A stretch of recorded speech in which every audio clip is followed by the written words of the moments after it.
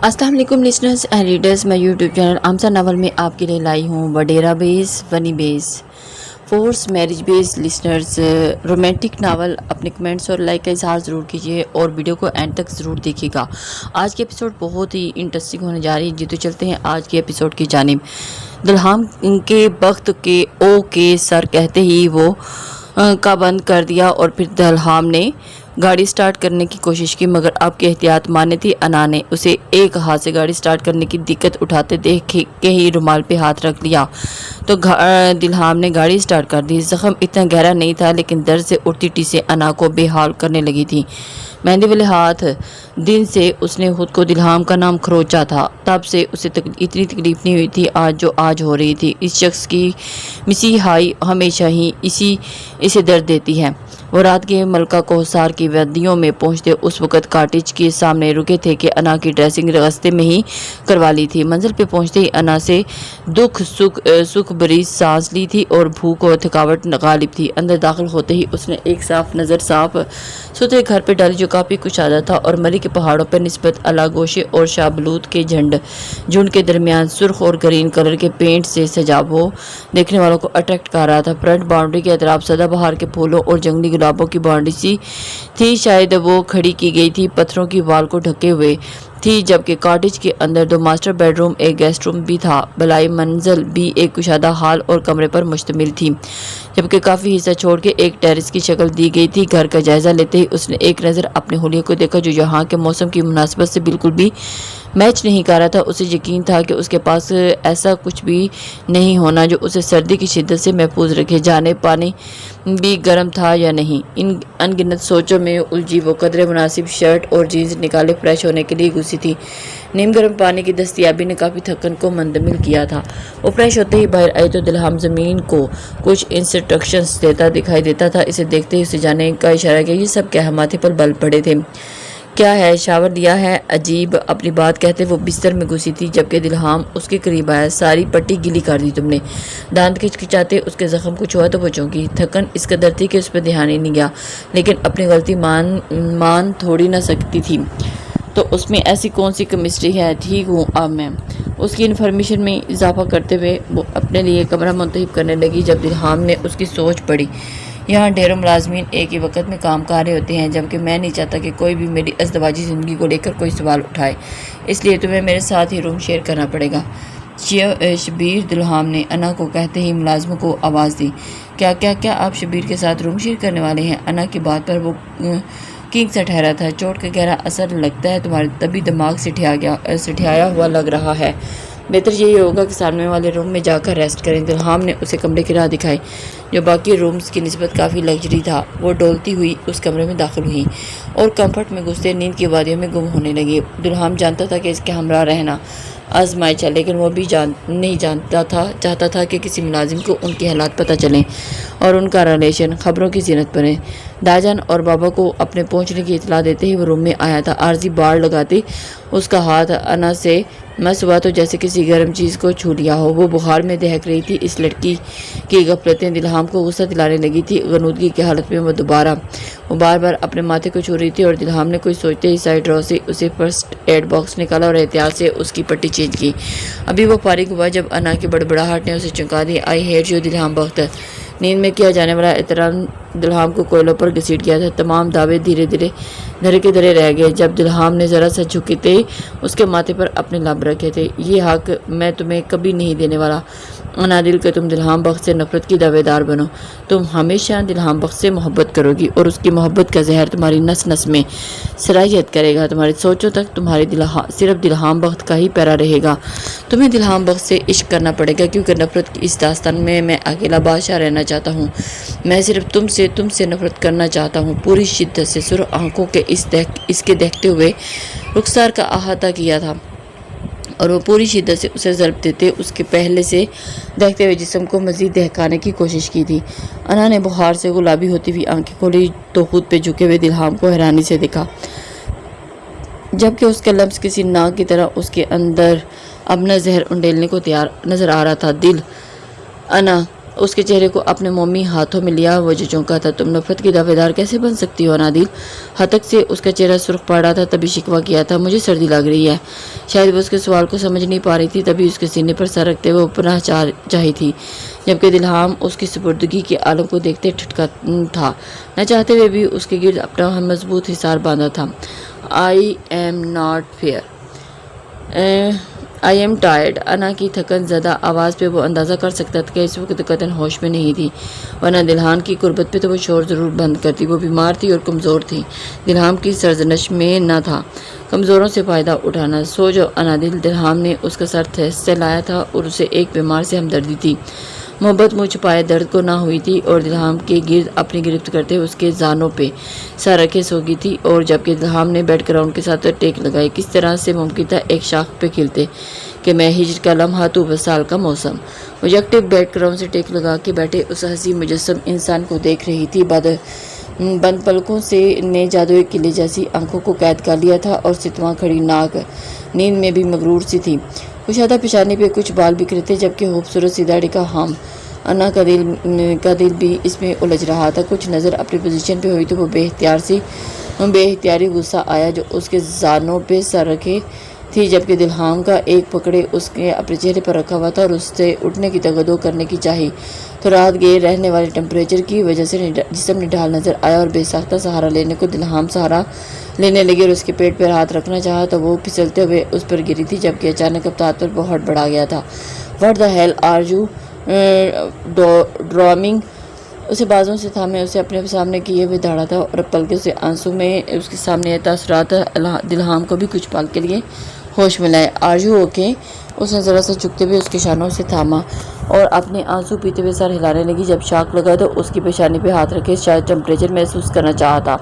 ہم ٹمپریچر کم ہے، پھر بھی احتیاط ضروری ہے، بلا وجہ نہیں کرنے کی ضرورت نہیں۔ دلہام نے کمفرٹ کو خود سے اس طرح الگ کیا تھا کہ نہ محسوس طریقے سے انا کا وجود اس میں چھپ گیا تھا۔ وہ دلہام کے لیے آزمائش بن رہا تھا، اور ہمیشہ سے ہی خود سے غافل اور لاپرواہ رہنے والی لڑکی شاید جانتی نہیں تھی کہ خدا نے اسے قدرت کا حسین شاہکار بناتے وقت اس کے محرم رشتے کے لیے بھی آزمائش بنا دیا تھا۔ انا نے اداس سی نظر کھڑکی پہ ڈالی تھی، جس طرف دلہام بھاری کرٹن ہٹاتے شاید باہر کے موسم کا اندازہ کرنا چاہ رہا تھا، اور پھر موبائل سنبھالا۔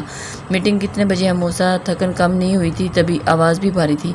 سر پی ایم صاحب کی طرف سے تو موسم کی سنگینی کو دیکھتے کھلائی نہ کرنے کی وجہ سے میٹنگ کینسل ہے، پر کیا؟ دلہام موسیٰ کے انداز پر چونکا تھا۔ سر، اپوزیشن لیڈر میرانی صاحب ملنا چاہ رہے ہیں۔ موسیٰ جانتا تھا کہ اپوزیشن کا واحد بندہ تھا جسے دلہام کو خاص قسم کی چڑ تھی۔ وجہ عمارت کا بولتا غرور اور ہر بات میں پیسے کی جھلک دکھلانا۔ ہم وجہ نہیں بتائی؟ تمہارے خیال میں کیا پارٹی الیکشن کے سر پر ہونے کے اپوزیشن لیڈر سے ملنا سیف ہے؟ دلہام نے ایک سرسری سی نگاہ اس پہ ڈالی تھی جو بلا ارادہ اسے دیکھ رہی تھی۔ نظروں کے تصادم پہ رخ موڑا تھا۔ میرے خیال سے سر، ایک بار مل کے بات کرنی چاہیے، کیا پتہ وہ پارٹی میں شمولیت چاہتے ہوں۔ موسیٰ نے پتہ کی بات کی تھی، اور تبھی وہ ہلکا سا ہنکار بھرتے ہوئے اسے گھر پر بلانے کی حامی بھر گیا۔ ایک مزید انسٹرکشنز دیتے ہوئے انا کی طرف متوجہ ہوا تھا۔ باہر آنے کی ضرورت نہیں ہے، میں ہانسامہ سے کہہ کر آپ کا ناشتہ روم میں بھجوا دوں گا۔ اسے حکم سناتے وہ باہر کی طرف بڑھ گیا تھا، جبکہ انا بس اس کے رویے کو ہی سوچ کے رہ گئی تھی۔ انا کو لگ رہا تھا کہ وہ ظالم جابر شور کے جیسے ریئیکٹ کرتے ہوئے اس سے بدلہ لے لے گا، لیکن وہ کچھ زیادہ ہی نارمل تھا، اور یہی بات انا کو ہضم نہیں ہو رہی تھی۔ کافی دیر وہ ناشتے کا انتظار کرتے خود ہی باہر آ گئی۔ سامنے کا منظر اس کے ہوش اڑا گیا۔ جہاں دلہام کسی کے ساتھ دستے گریباں تھا تو اس کے بندوں نے اس شخص پر بندوقیں تان رکھی تھی۔ گنڈا انا کو ایک کمزور انسان کو زودو کوپ اور بلیک میل کرنے کے لیے گن اٹھائے کھڑے ہوئے اس کے گارڈز زہر لگے تھے۔ یہ اچھی بات نہیں ہے دلہام بہت کہ آپ اپنی عہد کا نجائز استعمال کریں۔ وہ امن کی فاختہ ہنوز اسی شال کو اپنے ارد گرد لپیٹے ہی دلہام کے سامنے آ رکی تھی۔ دلہام کی گرفت میرانی کے کالر پر ڈھیلی پڑی تھی۔ گو آہیڈ انادل، وہ دھاڑا تھا۔ کیوں؟ تاکہ تم سکون سے اپنی گنڈا گردی کر سکو۔ مت بھولو کہ یہ پوزیشن تمہیں عام پبلک کی طرف سے ہی ملی ہے۔ وہ دونوں ہاتھ سینے پر جمائے دلہام کے غصے کو آواز دینے لگی۔ دلہام نے سامنے موجود شخص کا گریبان چھوڑا، تیزی سے اس کی طرف بڑھتے ہوئے اسے اپنے ساتھ گھسیٹنے لگا۔ میں تمہیں دیکھ لوں گا دلہام بہت اب کہ اتنا وار کاری ہوگا کہ تمہاری ساری پشتیں یاد رکھیں گی۔ میرانی کے گرد موت کا شکنجہ ڈھیلا پڑا تو اس نے دلہام کو گیدڑ بھوپیوں سے نوازا تھا۔ وہ عجب کشمکش کا شکار تھا جب موسیٰ کے اشارے پہ وہ پھر سے انا کو پکڑے کمرے میں لایا تھا۔ کیوں آئی تھی تم وہاں؟ منع کیا تھا نا میں نے۔ شرافت کی زبان سمجھ نہیں آتی، دلہام کا بس نہیں چاہ رہا تھا کہ اس کا خون پی جائے۔ میں دیکھنا چاہتی تھی کہ آخر کیوں منع کر رہے ہو، اور افسوس کہ مجھے آپ کی یہ اصلیت پہلے پتہ تھی۔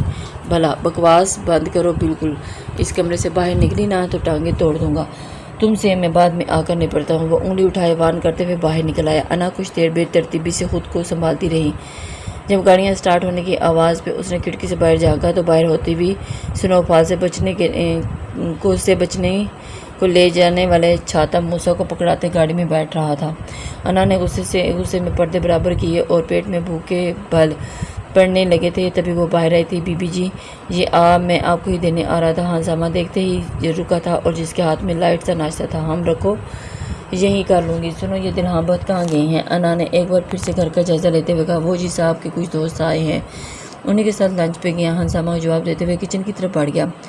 وہ ایک نظر گھڑیال پہ ڈالتے ہوئے خاموشی سے ناشتہ کرنے، گھڑیال کے مطابق یہ لنچ ٹائم ہی تھا۔ وہ بیزاری سے ہر چیز کا جائزہ لیتے ہوئے دوبارہ سے کمرے میں آئی اور کچھ سوچتے ہوئے ڈریسز ارینج کیے۔ سردی کی شدت کو دیکھتے ہوئے کپڑوں پہ غصہ اتارا اور یہاں پہننے کے قابل نہ تھے۔ کافی دیر فضول چیزوں کو چھیڑتے آخر کو وہ ایک نتیجے پہ پہنچ کے دلہام نے اس کے سامنے ذلیل کر کے خود ہی اپنے رشتے کا پول کھول دیا تھا۔ وہ کیوں اس کا جھوٹا برہم رکھے؟ اپنا سارا سامان دوسرے روم میں شفٹ کرتے ہوئے وہ گویا بالکل لا تعلقی کا اعلان کیا تھا۔ جو کچھ اس نے انا کے ساتھ کیا تھا اس کا حساب تو بنتا تھا۔ دلہام کی تیسری شادی، امراؤ جان کی آواز پہ وہ تینوں درید کو تعصب سے نے آ گھیرا اور دلہام اور انا کے رام لیلا گادی، اور اسے ایسے ہونے لگا کہ درید کچھ پوچھا ہم نے دلہام بہت کی تیسری شادی کیسے؟ کیا انا یہ سب جانتی تھی؟ امراؤ جان کے کڑے تیوروں نے درید کی بولتی بند کروا دی۔ وہ ایکچولی انا نے ہی تو کروائی تھی پہلی دو شادیاں۔ درید نے اپنے تے کافی مطمئن کن جواب دیا تھا، لیکن سامنے موجود خواتین کے ناقابل فہم تاثرات نے مزید سنسنی پھیلانے کے ہاتھ جڑواں تھے۔ وہ انا کے پبلش کیے جانے والے انٹرویو سے ان کے نکاح کی داستان سناتا گیا۔ یہ تو ظلم ہوا، دونوں بچوں کے ساتھ داجان نے دو اجنبی لوگوں کو اس کے مقدس رشتے میں باندھ دیا۔ پر انا بچی کے رویے میں کبھی لگا ہی نہیں کہ اس کی آواز میں سرگوشی نما تھی، کچھ زیادہ ہی اپنا پن تھا۔ رمز کے سوالوں کے جواب مل گئے تھے، پر دل ٹوٹ گیا تھا اور آنکھوں کے سامنے مہندی کی رات کا منظر گھوما تھا۔ شادی والے دن انا کے ہاتھ کا زخم بھی، وہ دونوں ایک دوسرے کو نام تک چڑکھاتے تھے، جانے کیسے وہ اپنا سویٹ ہنی مون سیلیبریٹ کر رہے ہوں گے۔ کیا پتہ دلہام نے انا کو قبول کر لیا ہو، دل موہ لینے والی بچی ہے۔ امراؤ کے دل میں آ جگی تو وہ درید سے بھی اظہار کیا۔ مشکل ہے ممالک نما، ایک مشرق ہے تو دوسرا مغرب۔ انا کے زیادہ بولنے کی عادت بھی ہے کہ کم فطرت کو پہ آزمائش ہے۔ وہ انتہا کا ثابت ہوا اور پریحان جو انہیں ایک آئیڈیل اور پرفیکٹ کپل سمجھ رہی تھی، جو ان کا راز منکشف ہونا دکھی کر گیا تھا۔ نکاح کے بول میں بہت برکت ہوتی ہے اور مجھے اپنی تربیت پر پورا بھروسہ ہے، انشاءاللہ وہ انا بچی کے ساتھ کوئی ناانصافی نہیں کرے گا۔ امراؤ جان کی آواز پہ درید نے تصور کی آنکھ سے انہیں خوش و خرم دیکھنا چاہا تو ہاتھ میں چھریاں اور زبان کینچی پہ ہاتھ باندھے انا نے، اور ساتھ میں شیر کے پنجوں والا دلہام ہی نظر آئے تو بے ساختہ جھرجھری لیتے ہی اپنی سوچوں پہ لا حول ولا قوت پڑا۔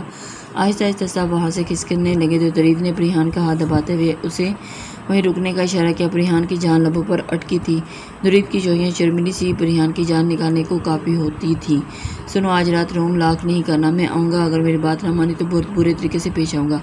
درید نے ہولے سے سرگوشی کرتے ہوئے اسے دھمکایا تو سبھی وہ سہمی سی اسے دیکھنے لگی، جبکہ وہ آرام سے وہاں سے نکل گیا۔ دلہام اور انا کا اونٹ تو کسی کروٹ بیٹھا دکھائی نہیں دے رہا تھا، پر اسے اپنے معاملات سیٹ کرنے تھے، اسی وجہ سے وہ اس کے ساتھ کچھ اچھے طریقے سے پیش آ رہا تھا۔ رات میں اپنی پسند کا کھانا بنواتے ہوئے بڑی فرصت سے ڈنر انجوائے کرتے ہوئے دلہام کے آنے پر پہلے سے ہی روم میں اندر گھستے ہوئے اس نے روم لاک کر کے سو چکی تھی۔ جب وہ لیٹ نائٹ واپس آیا تو کمرے کا سونا پن اس کا دل خراب کرنے لگا۔ پورا دن ہی اس کی سوچوں کے تانے بانے اس کے گرد گھومتے رہے اور نہ جانے وہ کہاں تھی اور کیا کر رہی تھی۔ صبح وہ میرانی کے غصے سے اسے کچھ زیادہ ہی سنا کے گیا تھا، لیکن وہ ڈیزرو کرتی تھی دلہام بات سے الجھنے کا اور اس کی بات کو ٹھکرانے کا کچھ تو انجام ہو۔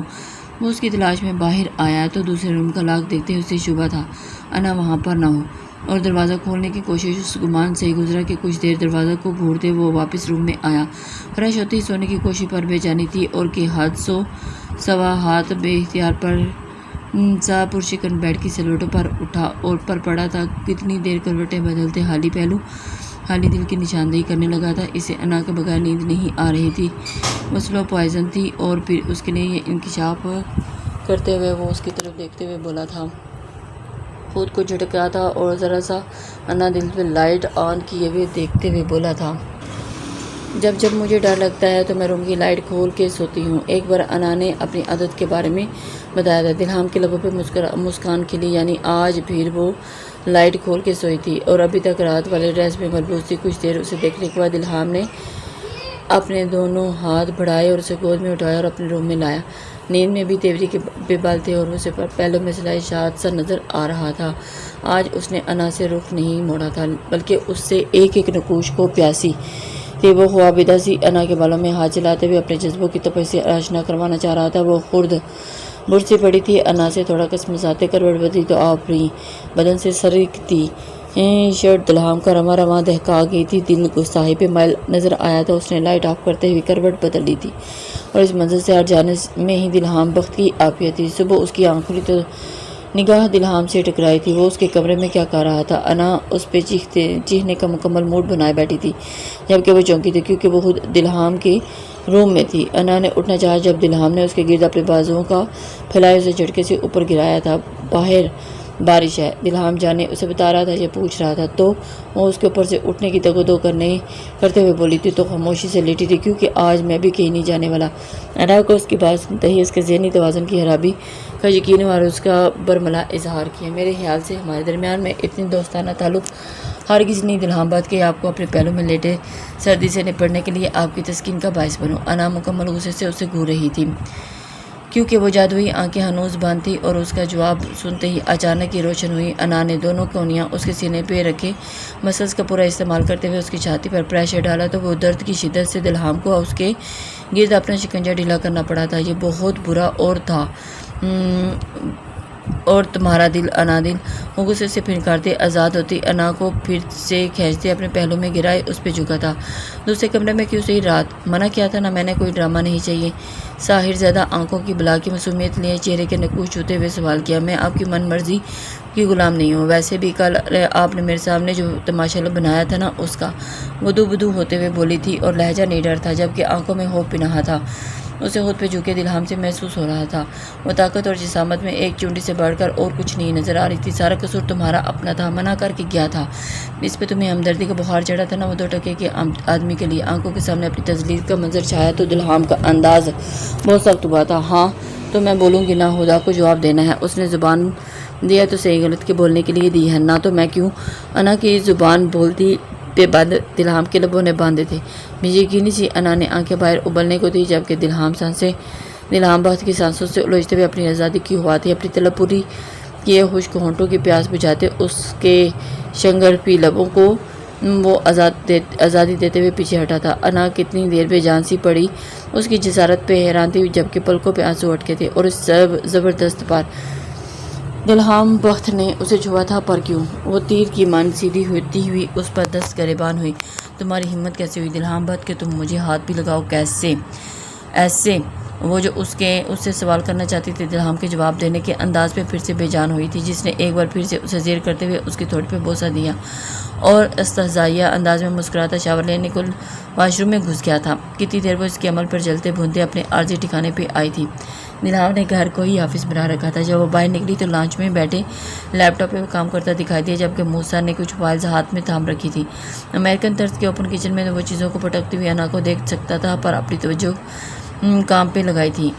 سر کافی حد تک امید ہے کہ پارٹی الیکشن میں آپ کو پارٹی چیئرمین منتخب کیا جائے گا، لیکن بار بار دوسری پارٹیوں کی دخل اندازی سے اپنے کچھ رکن بغاوت پہ مائل نظر آتے ہیں۔ موسیٰ نے ڈاکومنٹس پہ اس کے سائن لیتے ہوئے پارٹی کے حالات سے آگاہ کیا۔ سمپل سا حل ہے، مجھے بغاوت کرنے والے لوگ پسند نہیں۔ جو بندہ پندے کا لوٹا بن جاتا ہے، وہ کبھی ایک طرف تو کبھی دوسری طرف لڑکنے والے ایسے لوگوں کو کبھی وفادار نہیں ہو سکتے، اس لیے اپنی لائف سے دور رکھنا ہی بہتر ہے۔ جانے وہ موسیٰ کے سوال کا جواب دے رہا تھا یا خود کو گھورتی انا کو جتا رہا تھا۔ جی سر، بجا فرمایا آپ نے، اور ہاں نیازی صاحب آن ٹیبل ٹاک شو کے لیے آنا چاہتے ہیں۔ پارٹی الیکشن سے پہلے انٹرویو اسپیشل رکھنا چاہ رہے ہیں۔ موسیٰ نے اگلی انسٹرکشن دی تو وہ خوب سر ہلا گیا تھا۔ اوکے، بلا لیں، یعنی اگر موسم ساتھ دے تو اسٹوڈیو جانے کا میرا بالکل ارادہ نہیں ہے، انہیں یہیں آنا چاہیے اور اپنا اسٹوڈیو سے جانے کو۔ موسیٰ کو اس کے سارے احکامات کو نوٹ کرتا ہوا نکل گیا، اور جب کچن سے کچھ گرنے اور انا ہلکی سی چیخ پہ بساختہ کھڑا ہوا اور اس کی جانب آیا اور اس کے پاؤں میں پکڑے تو اسے پاؤں میں گھومتی نظر آئی۔ کیا ہوا؟ تنقیدی نگاہوں سے اس کا جائزہ لیتے سینے پہ ہاتھ جمائے بولا تھا، نہ جانے ناچنے کا شوق ہو رہا ہے، وہی پورا کر رہی ہوں۔ نظر نہیں آ رہا کہ اتنا بڑا ڈبہ پاؤں پہ گرا ہے؟ وہ اپنی غفلت کا غصہ دلہام پر نکال رہی تھی، جب کچھ دیر اسے صبر آزما نظروں سے دیکھنے کے بعد دلہام نے اس کی کمر کے گرد ہاتھ ڈالا اور اسے اپنے کندھوں پہ منتقل کیا۔ لاؤنج میں آیا اور اسے صوفے پر بٹھاتے گھٹنوں کے بل بیٹھے اسے زخمی پاؤں کا جائزہ لینے لگا اور اس کے لیے امیر بخش کو آواز دی۔ دلہام نے امیر بخش کو آواز پکارا تو اگلے لمحے وہ وہاں آن موجود ہوا۔ فرسٹ ایڈ باکس لاؤ میرے کمرے سے۔ دلہام کے حکم پر اس پہ ایک جو کی نگاہ ان دونوں کے محبت بھرے مظاہروں پر ڈالی اور منٹوں میں واپس آیا تھا۔ جب سے تم میری زندگی میں آئی ہو مجھے ہر روز ہی نئی چوٹ لگتی ہے، نیا زخم ملتا ہے۔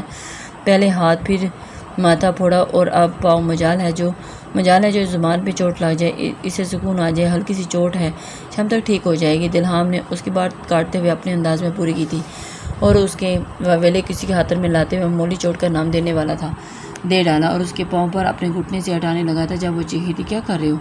اور یہ ایسے رہنے دو۔ دلہام نے حیرانی سے اسے دیکھا جس کے پاؤں کی صرف ایک انگلی ذرا سی سرخ پڑی تھی اور جسے ڈبہ چھوتے ہوئے فرش پر گرا تھا۔ اس پہ دلہام نے اینٹی بایوٹک لگا دی تھی۔ محترمہ، ہمارے درمیان کبھی اتنا دوستانہ نہیں رہا ہے کہ آپ کے زخموں پاؤں کی تسکین کے لیے یہاں گھٹنوں کے بل بیٹھا رہوں۔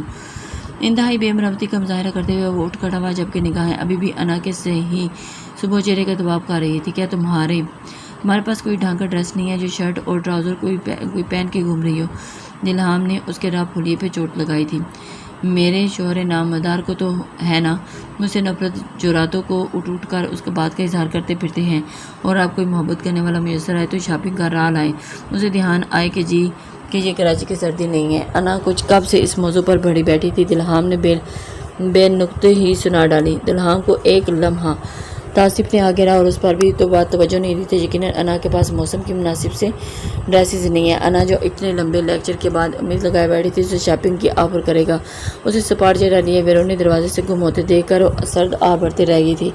مسلسل بارش کے باعث پہاڑوں پر شدید برف باری ہو رہی تھی اور راستے میں تقریباً بند ہو چکے تھے، لوگ گھروں میں دب کے بیٹھے تھے۔ ایسے میں انا کی منچلی طبیعت اسے چین نہیں لینے دے رہی تھی۔ تبھی درد کم ہوتے ہوئے لنگڑاتے ہوئے باہر آئی۔ دلہام شاید سروینٹ کوارٹرز میں ہی گیا تھا اور سنو فال کے ساتھ لطف اندوز ہونے وہ چائے کا کپ تھامے کافی دور نکل آئی تھی جب دلہام کو کمبل ہڈی جو اسے صوفے پر ہی پڑی تھی اور وہ پہن رکھی تھی، من چلے دل کی گنگنانے کی فرمائش تو ایک درخت کے ساتھ لگے ٹیکے پتھر سے برف ہٹاتے ہی اس پر بیٹھے چائے کی چسکیاں لینے لگی تھی۔ چائے ختم ہوئی تو درخت سے ٹیک لگائے آنکھیں موندے گنگنانے لگی، اس بات سے انجان کے کوئی بڑی دل جمی سے اس کے گلابی ہونٹوں پہ دیکھ رہا تھا۔ Wow, just amazing and super girl. بند پلکوں کے جھروکوں سے دلہام بہت کے ساتھ اپنے مازو میں جھانکتی انا قریب سے ابھرتی آواز پہ بری طرح چکی تھی۔ آئی کانٹ خاموشی سے کیسی یہ خاموشی؟ واؤ، I can't express my feelings, what a magical voice۔ سامنے والے کی تعریف پہ وہ خود پہ سمٹی تھی۔ یہ نہیں تھا کہ ایسا کمپلیمنٹ اسے پہلی بار سننے کو مل رہا تھا، لیکن وہ ناآشنا اجنبی تھا اور پھر جس جگہ وہ موجود تھی اس وقت تک کوئی زیرو دور تک نہیں تھا، کسی جن کی طرح سر پر مسلط نظر آیا تھا۔ My self RJ۔ سامنے موجود شخص نے بے تکلفی سے اس کی طرف ہاتھ بڑھایا تھا۔ انا نے ذرا سے اس کے ہاتھ کو تھامنے کے لیے انٹرسٹ نہیں دکھایا تو وہ خجل سے مسکراتے ہی ہاتھ واپس کھینچ لیا۔ آپ کی آواز بہت پیاری ہے انادل۔ سامنے موجود شخص کی تعریف سننے ہی نہیں بلکہ اس سے مخاطب نے بھی انا کو ضرور چونکا دیا تھا۔ انادل نیما لبوں سے اس نے دلہام کے بعد اس شخص کو عطا کردہ نام زیر لب کیا تھا۔ میں انادل نہیں ہوں، اس نے فوراً اسے انکار کیا۔ وہ شخص پرزور انداز میں مسکرایا۔ آپ انادل نہیں ہیں لیکن انادل والی آواز تو رکھتی ہیں۔ ایک لمحے کو آپ کو کسی اور دنیا میں لے جائے جہاں جھرنوں کی جیسے چہکتی آواز آپ کے دماغ کو سرور بخشے، جکڑ لے۔ سامنے والے موجود شخص شاید تعریف کے معاملے میں سخاوت برستا لیکن بار بار انادل کی تکرار پہ الجھی تھی۔ کیوں انا دلہام کے دل میں رہتی ہے اور اس لیے وہ اسے انادل کہتا ہے۔ ایک بار پھر اپنا دعویٰ یاد آیا تھا، لیکن اجنبی سے ایسا کوئی تعلق نہ تھا جو اسے وہ انادل کہنے پہ پیش تھا۔ سوری، شاید آپ انادل کو نہیں جانتی، رائٹ؟ سامنے والے نے اپنی خوبصورت مسکراہٹ کو بے دریغ لوٹاتے کہا تو انادل کا چاہ دے کہ وہ صرف الہام کی انادل کو جانتی ہے، پر سر نفی میں ہلا تھا۔ بلبل خوبصورت سی چاشنی بڑی آواز پر پرندہ انادل کہلاتا ہے۔ انا کو زوردار جھٹکا لگا تھا، اس لیے نہیں کہ اسے ایک بلبل سے مشابہ دیتا رہا، بلکہ اس لیے کہ وہ آج بھی اسے انادل کہتا تھا۔ تو کیا وہ آج بھی اس کی آواز کے عشق میں مبتلا تھا؟ وہ دواں چہرے سے سامنے والے کو دیکھ رہی تھی جب کسی نے شدت سے اسے پکارا تھا، انا۔ وہ بے یقینی سی تھی، سماعتوں کا دھوکہ تھا، نہیں، وہ دلہام بخت تھا جو اسے انا کہہ رہا تھا۔ انادل کو انا کہہ رہا تھا، دل جو شفیم ہونے کا تھا، اور پھر دلہام بخت نے اسے مسمار کیا تھا، جس سے 3 سال کی رفاقت۔ انادل، انا نے نفی میں سر ہلاتے ہوئے خود کلامی کے انداز میں اسے شاید یاد دلانے کو انادل تھا، لیکن سرگوشی میں اتنی مدھم تھی کہ پاس کھڑا آرجے نہیں سن سکتا تھا۔ دلہام بخت، کیا سنتے؟ تم میری روح میں اترو تو محسوس ہوا۔ انا، اس کے نام کی دوبارہ پکار پڑی تو اس سمجھ چل دی جہاں آبرو اچکائے کسی لڑکی کے ہمراہ دیکھے تیوری کے بل دیے دلہام کھڑا تھا، اور دھند کے اس پار وہ چہرہ صحیح سے دیکھ نہیں پایا تھا۔ انا، نائس نیم، آرجے نے مسکراتے ہوئے اس کا نام دہرایا۔ انا نے ایک حالی خوالی نگاہ اس اجنبی پہ ڈالی اور پھر دلہام کی طرف بڑھ جانے لگی۔ وہ اجنبی کیا جتانا چاہتا تھا، تبھی اس کے شانوں کے گرد مضبوط قلعہ بنائے خاموشی سے اس کا ہم قدم ہوا۔ آرجے کو کہیں نہ کہیں اس عمل نے دکھ دیا تھا۔ وہ سریلی آواز والی لڑکی کمیٹڈ تھی، کہیں یا ہو سکتا تھا یا اس کا بھائی ہو۔ اس نے خود سے الجھتے ہوئے ایک نگاہ دور جاتے ہی انا اس کے ساتھ پہ ڈالی تھی، اور انا کے تاثرات سے وہ یہی اندازہ کر پایا تھا کہ وہ اس شخص کے ساتھ خود گھسیٹ رہی تھی۔ کون تھا وہ؟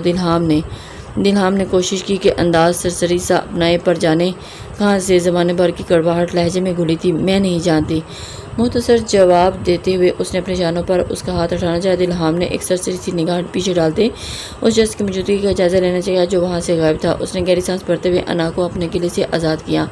تم نے مجھے انا کیوں پکارا؟ وہ زیادہ دیر اپنے دماغ میں کلباتے کیڑے کو خاموش نہیں رکھ سکی۔ کیونکہ تمہارا نام یہی ہے، وہ ریلیکس تھا کہتے موسیٰ کی جانب بڑھ گیا۔ انا کو ایک دم سے موسیٰ سے جالسی ہوئی تھی جو دلہام کا رازدار تھا۔ انا نے خواہش کی کہ کاش وہ موسیٰ نامی رقیب گم ہو جائے۔ گھر پہ خاموشی کے ڈیرے تھے، جبکہ دلہام اسلام آباد اور مری کے گرد سمت کے رہ گیا تھا، اور اس کے الیکشن تھے اور وہ بہت بزی ہو گیا تھا۔ جبکہ انا کو اس نے سختی سے باہر نکلنے سے منع کر رکھا تھا۔ اس کا اپنا دل اتنا اداس تھا وہ خود ہی نہیں نکلی تھی۔ جب وہ ٹیرس پہ بیٹھے اسے دلہام کی گاڑی اندر داخل ہوتی دکھائی دی تھی، وہ اگنور کرتے اپنے شغل میں مصروف تھی۔ جب اسے وہ ڈھونڈتا ہوا وہاں آیا تھا، روم میں آؤ، حکم دیتے ہی اس نے انا کے ہاتھ میں چائے کا مگ لیا اور اندر جانے بڑھ گیا۔ وہ گہری سانس بھر کے رہ گئی تھی۔ آج بھی اسے انا کی جھوٹی چائے پینے پہ کوئی اعتراض نہیں تھا۔